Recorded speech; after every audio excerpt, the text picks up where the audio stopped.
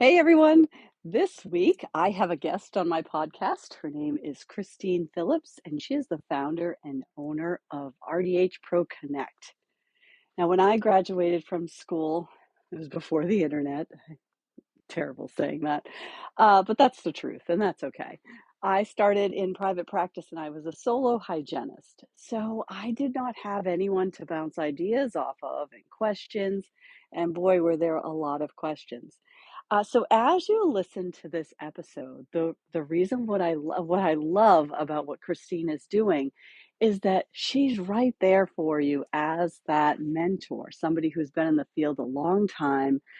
Christine graduated in 1995 from Sunny Broom in Binghamton, New York, as a dental hygienist, and she's got tons of knowledge, experience, and decades of just oozing information to support you on your journey as a dental hygienist as you navigate moving from school to work.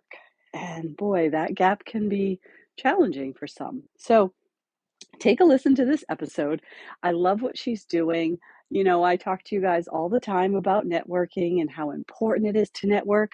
But for some reason, early on in our careers, a good majority of us are not really honed in on that networking opportunity and what can really benefit you in career momentum, career longevity, opportunities, and growth, and really navigating some of the tough stuff. So, she does share an example of a situation that a student has, and she provides you with what she has to offer as you navigate this. So take a listen. I hope you guys are enjoying your break, and I look forward to seeing you soon.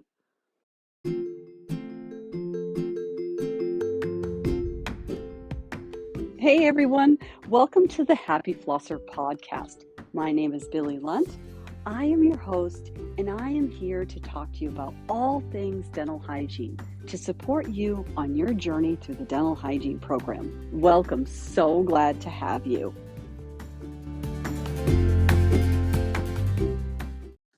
Hey, are you in dental hygiene school or just got your acceptance letter and just started dental hygiene school and you're worried about how you're going to fit it all in, what the evaluations are like, what the key strategies you need to set up in order to be successful? You don't want to have worked all this time to get accepted into dental hygiene school only to make some pretty major errors in your first and second semester. I've put together a course that will really help you set yourself straight right out of the gate and get yourself started on the right foot in dental hygiene school. Whether or not you're just entering school or you've done your prerequisites and you're just well on your way halfway through, this course is designed to help get you straight and keep you straight so that you can become a dental hygienist. Click the link in the show notes and check it out. Christine, it's really awesome to be able to take the time to spend with you and talk with you. I love that we now have the opportunity, doesn't matter where we live, where our zip code is, we can network across the globe if we want to and connect with others. And that's really how you and I met online through social media connections. So I'm happy to have you on the Most podcast. definitely. Yeah.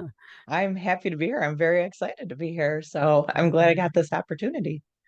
And I love that you're taking a different approach, but I think we have some pretty common goals in our profession of where we want to see it go and what some of the challenges are. So, tell me about your journey, how you became a hygienist, what helped you create RDHPro Connect, and where you want to see the profession go. So I started as a dental hygienist, and I always put this little caveat in because for those hygienists that are like, well, I gave it a go at first. So my very first semester of dental hygiene, I was so used to being the star athlete in high school and everything, and then now I had to go to college. So it was a big disconnect for me from going to high school to college. I thought I still had my same privileges and everything, and then I found out I didn't. And my first semester of dental hygiene, I flunked out. I was really like, oh my God, I flunked out. I've never flunked out of anything. So I put on my big girl pants and I redid it. I went back to school, and this time I went back a little more mature, a little more understanding what college life was. And I did great. I loved it. I was top in radiology in my class, for dental radiology. And I graduated in May of 1995. My family is actually has a background in dentistry. My grandfather was a dentist, and my younger sister's a dentist also. So I guess it runs in my blood, and I've had an amazing journey on my road to dental hygienist. Of course, there's always little, bumps here and there, but I always say, life's always going to throw obstacles at you and you just have to maneuver around them. So the reason why I created RDH Pro Connect was because I was sitting online on the hygiene forums on Facebook, and, you know, I was like, well, maybe I have an answer to this question. Someone would say, I'm having an issue with A, B, C, and D. And so I would sit there, and then I found myself sitting online for 2, 3 hours, and all of a sudden the night was gone. And I was answering all these questions. And I was like, man, I wish there was a different way that I could help hygienists out, help them with these questions and these issues that they're going through as hygienists. And one day I was on Instagram and I saw ads for JW Fit. That's the community that I belong to. And I just happened to have a conversation with the CEO of it. I said, well, I know you guys are into fitness, but I was thinking about being a dental hygiene coach. I know you probably, you don't have anything along the lines. And they're like, yeah, we do. So I ended up hooking up with JW Fit, and they literally, this is the biggest challenge of my life, taught me how to put everything together and to be a hygiene coach, not a fitness coach.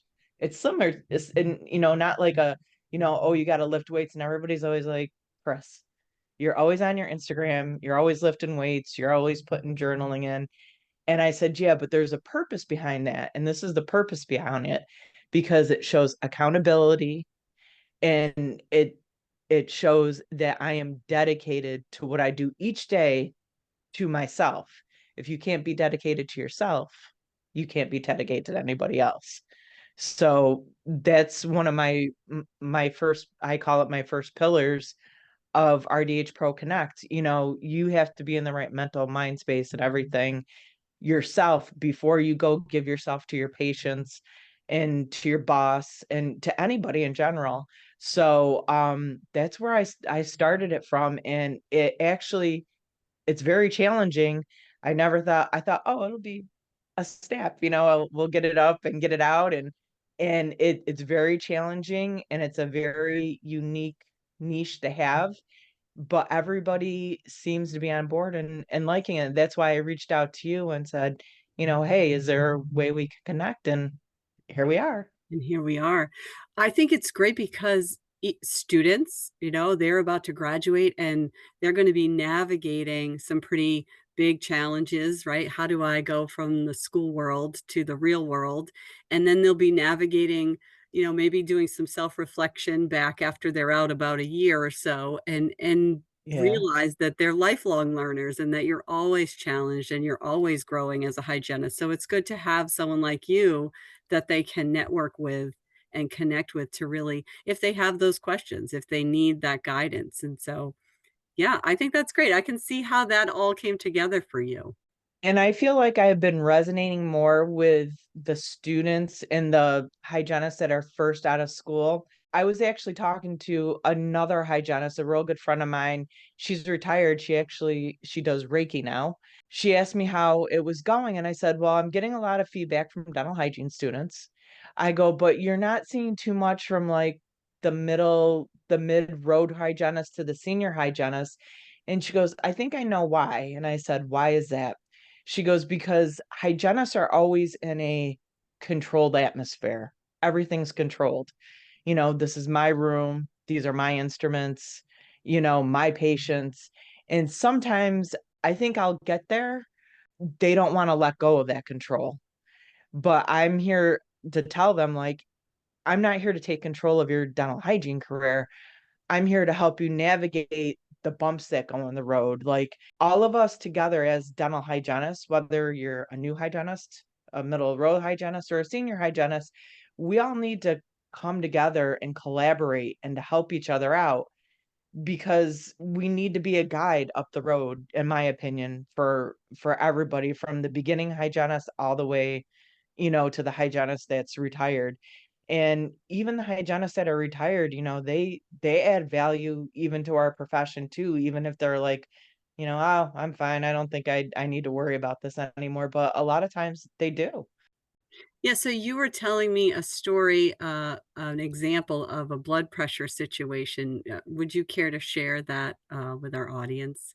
A young hygienist that I know, she had called me up. She came from a day of being really flustered at work. She's only, been out of, school for 6 months, and now she's out in the big world, as I call it. And the one thing I want to say is always remember what they teach you in school. You sit there in school and go, when in the heck am I ever gonna, when the heck am I ever gonna use this again? And then it was like bam, there it was for her right in front of her. So she was given a patient. She brings her own blood pressure cuff, and she takes blood pressures on wherever she goes to, to do subhygienistry. So she takes this blood pressure of this man, and the blood pressure was 170 over 110. So she made it known to the dentist, and the dentist is like, well, no, no, you could go ahead and you could take care of him. She's like, well, this is what they, taught us in school. Anything, over this number, right? It's too high. And not only that, she even brought to his attention that this gentleman's high blood pressure was not in control. He was taking no medications. So what had happened was the dentist, I guess, wasn't pleased with her, and he swapped patients out. So she took the other hygienist patient, and then that patient went over to the one that had the high blood pressure and went to the other hygienist. And then at the end of the day, she was let go from that position. And she called me in doubt. She's like, am I supposed to, you know, what am I doing wrong? And I told her, I said, you're not doing anything wrong. You're doing exactly what we were meant to do as professionals. And I think we should be called dental hygiene therapists because let me tell you, I put out a lot of therapy in my opinion, whether it's dental hygienistry wise or mental wise. But I was really bummed out that, here's this young girl and she's doing what she's supposed to be doing, and someone just like squashed her and said, no, no, you're not Mm, doing the right thing. And then on top of it, she got let go. So after I got done talking to her and she told me what she had lined up, I was so happy. She was like, "Thank you, Chris, very much." She goes, "You really cleared my mind about it." And I'm glad I was able to help her out through the situation. yeah. And I feel as a senior hygienist, like that's what we should be doing because you sometimes when you come out of dental hygiene school, you need somebody to hold, not say hold your hand, but say, okay, you need to go in this direction here, A, B, C, and D. And, this is the way we do it. Give it a whirl, see how you try it, but you could also put your own spin on it too. So I was really proud of her that she stood up for herself and did what she needed to do. Yeah, that's really unfortunate that here she was doing a blood pressure screening and Mm. doing the right thing by educating the patient, sharing the information with the dentist, and got herself in an ethical dilemma, really, ultimately at the Yeah, end of it. I felt so I was so bummed, and and then I this is where I feel it's how do I want to say it? Puts like a kibosh on like, oh my gosh, is this what dental hygienistry is like for young dental hygienists? It's like I think that is like the worst perspective you could possibly give somebody. Yeah, Like you're like, I'm doing my job, but now you're gonna let me go because of it. So yeah. yeah, it was really shocking and, gave her the old pep talk, and I said, "Okay, this is what we have to do to move on," and that was then, this is now, and I was just so happy that she was like, "Thank you, Chris," and I got, like, kinda butterflies. I'm like, "What? Somebody else," so Yeah, that's what's calling you. That's your charge, is to really help with self-doubt, help with navigating some of those challenging dilemmas that hygienists face. I never was in that type of environment. I just always seemed to be in offices that really appreciated and respected the value of Mhm. the dental hygienist and all that we Correct. bring to the table. And I just saw my hairdresser yesterday, and she was telling me how she went to the dentist, and the hygienist screened her and let her know about her high blood pressure. So just to have like a polar opposite experience and story, right? So positive and negative always Yeah. working together in tandem. She was screened by her hygienist and then went to the doctors, and sure enough, she needed to be put on blood pressure medication. She was not stable, but she had 0 signs, no symptoms, she Yep. didn't have any problems at all. So here you have the whole reason behind what we teach and what we learn as hygienists, and it's staying committed and creating that value and Yes. maintaining that value throughout our career to do those services for patients, to be that filter that says, you know, you're either okay or you're not okay, or this needs to be checked out. And hopefully, with your support, she's able to say, well, I'm not going to change who I am because they made a bad decision and didn't see the value I bring. Exactly. Yeah. Yeah, and I told her, I said, don't, there's one thing that you got to remember through all this. I told her, I said, do not lose your identity. And I said to her, I go, you're Sally the hygienist, and now you need to be Sally the hygienist. Don't worry about what Mary the hygienist is doing. Like I said before, don't worry about what Debbie the hygienist is doing. Put your own spin on it. Give your own contribution to your profession. And that, be yourself. And that's one thing I've learned over the last few months is like, you look at people on social media and you're like, oh, maybe I should be like them, or oh, maybe I should be like them, or no, be yourself, be upfront, be your raw organic self with a little tact and professionalism and everything, but bring you to the table. I always say, don't bring the individual behind you, bring you and show you. I agree with you 100% because I have 36 seniors and 35 freshmen, and each one Wow. of them is a unique individual that brings something to the field of dental hygiene that I can't wait to see unfold for them. And they're all individual, even though they all get the same training, right? So they bring their own personality. So I think that's really good advice. We practice with the code of ethics of autonomy and self-regulation, and we need to hold Correct. ourselves accountable, because when you don't do something that you believe is the right thing to do, you're really hurting yourself by not standing up Correct. for your Yes. own intentions and your own beliefs. So I love that you're calling that out. Yeah, and that's it, it's just like this is what we were taught. Yes, what hygienists are being taught, student hygienists today compared to when we had gone to school. Yeah, there's a little differential, but the thing about it is, right, we're still planting our feet firm on the ground and saying, "Hey, this isn't right." And not only this, and I just want to point this out, and this is always like a big like, please remember this. It's your license that's on the line too. When you have that little bit of doubt and you're like, okay, well, maybe it's not. He's been a dentist for 25 years and he knows okay, and I've just been doing this for 6 months. All right, maybe I will go work on him. But I'm glad that that light bulb went on in this hygienist's head, and she literally said, "No, I'm not doing it."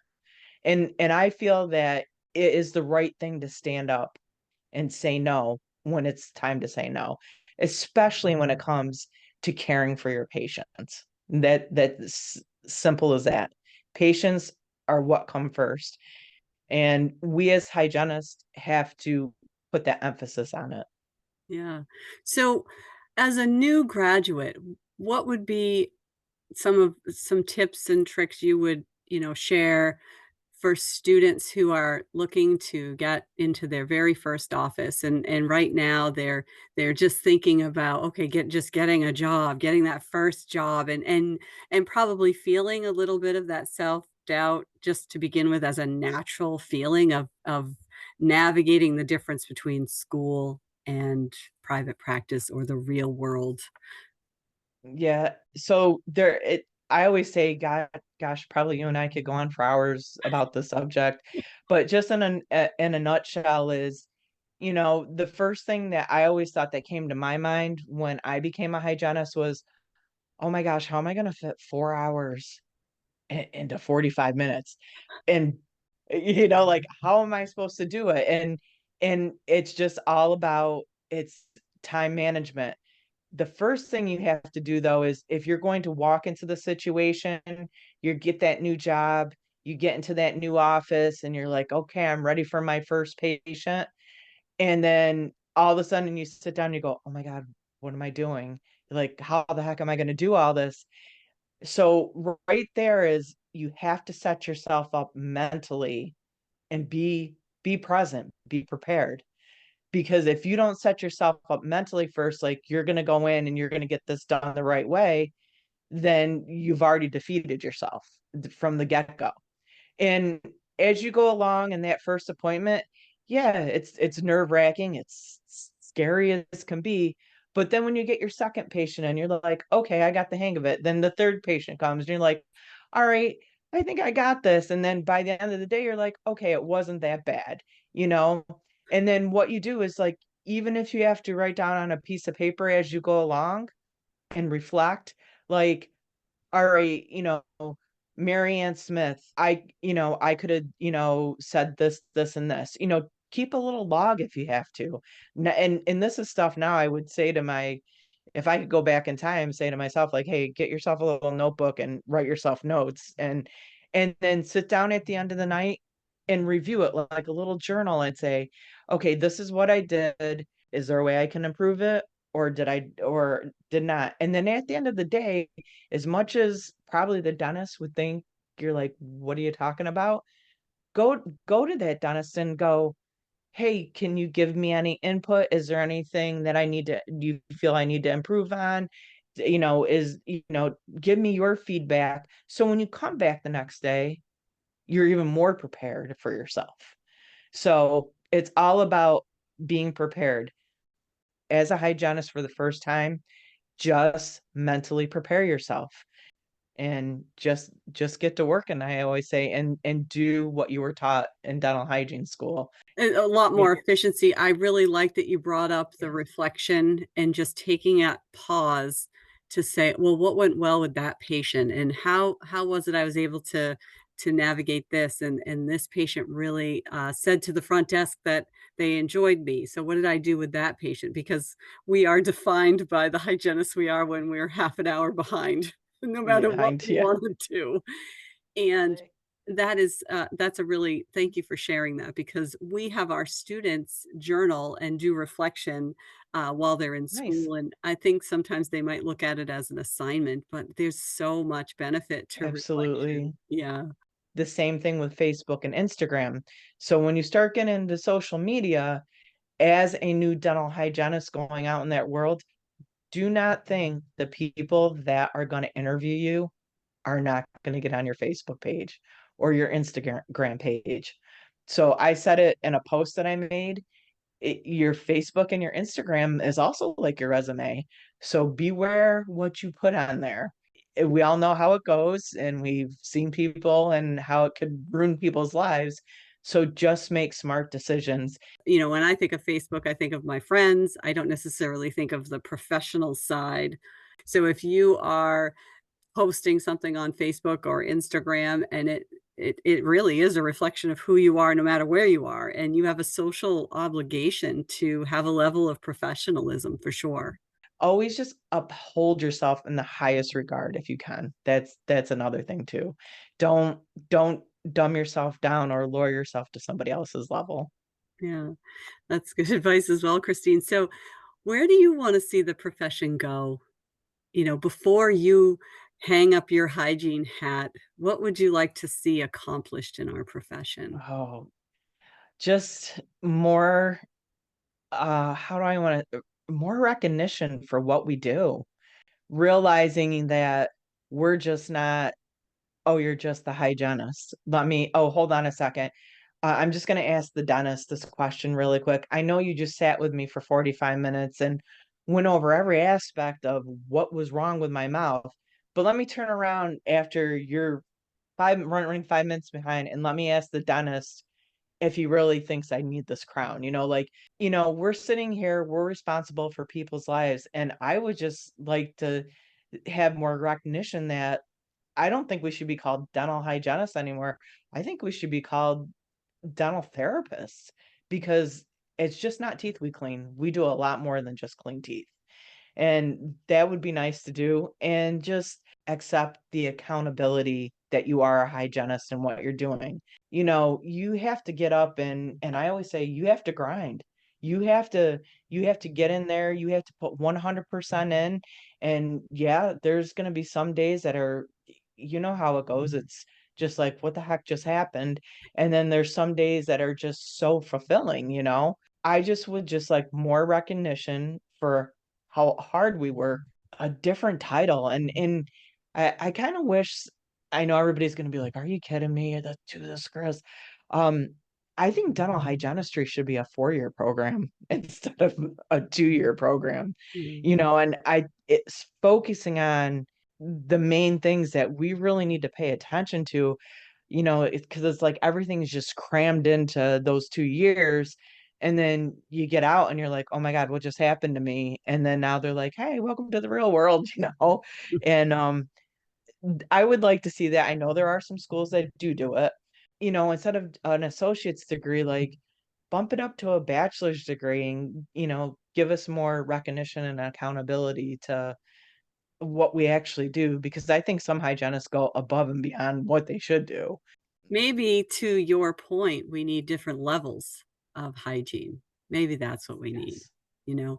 Yeah, I and do think as an educator, it's really challenging to fit all of the requirements into 2 years. It really is. that's why I did my dental hygiene. I did it in 3 years. My first year, I got all my prerequisites out of the way.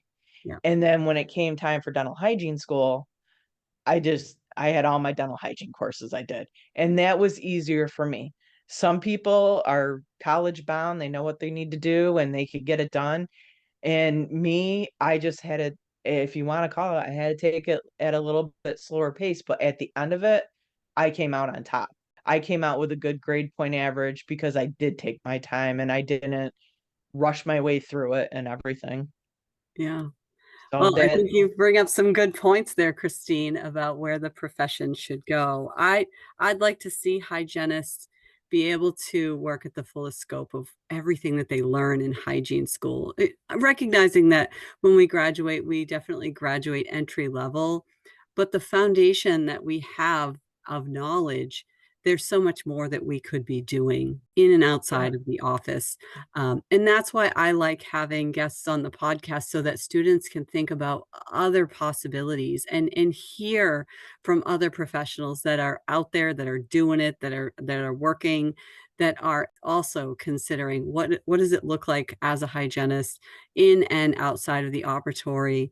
What are some of the challenges that our profession faces, and how can I have an impact on those challenges? And I think that's what you're doing. I admire what you're doing, and I think that's what all of us have to do collectively if we want to see the profession go in that direction. I ask almost every hygienist I talk to where they want to see the profession go, and almost every single one of them sounds like what you said.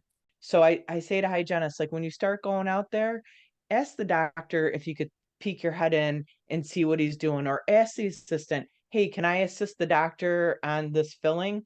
Because the more knowledge you get, the more you got to get that knowledge. And don't be like, oh, that's the front desk, that's for the assistant, well, this is that. No, learn it. Like me, I learned it all. Mm. Computer, front desks, assisting. Yes, I know you didn't have fun pouring models, as I always say in school. I was just like, oh God, now I do that and I have the best time doing it. Like no Invisalign, like be a hygienist with many skills underneath your belt, because you never know when you're going to need them. And you have to be you just have to come well prepared, as I say. That's part of being disciplined and everything too. Come well prepared. Yeah. So when our students graduate and they become dental hygienists, how would they connect with you? How would they get into the fold of, if they need a question answered by Christine, how would they get a hold of you, and what would they need to do? So I am on Instagram and Facebook, and I made it easy for everybody. As you can see the sign behind me, RDHPro Connect, and you have to type it in there, and it's directly, you should pull up both my pages. And then also, if you need to email me, I'm at rdhproconnect@gmail.com. And what I'd like to offer to any of the students or any of the other hygienists that are listening out to me, if anybody direct messages me, the Happy Flosser, I will give them a special rate for one of my coaching programs. If they need help and guidance or anything, I would love to help. Yeah, there's a lot of things to navigate when you first graduate, that's for sure. And our students will all be coming back in a couple of weeks, and they'll be going through their last semesters of dental hygiene school. We'll have lots of students out there doing that, and so they'll be on the radar of thinking about that first office and some of those interviews and resume process, and really lining everything up so they can get into a good situation in a good office. So that's really nice of you to offer that. I appreciate that, Christine. Yeah.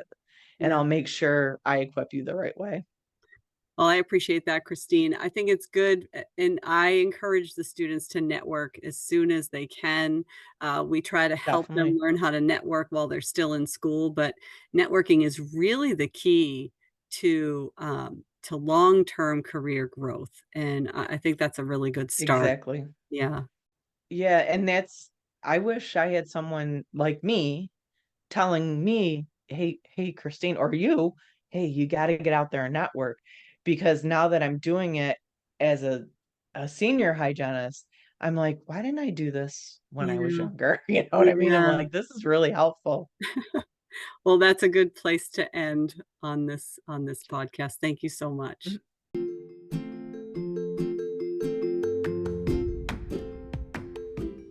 I would invite you to send me any questions that you need answered.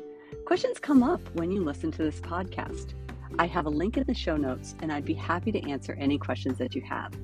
Also, I would appreciate a review if you have time to leave one. Thank you so much.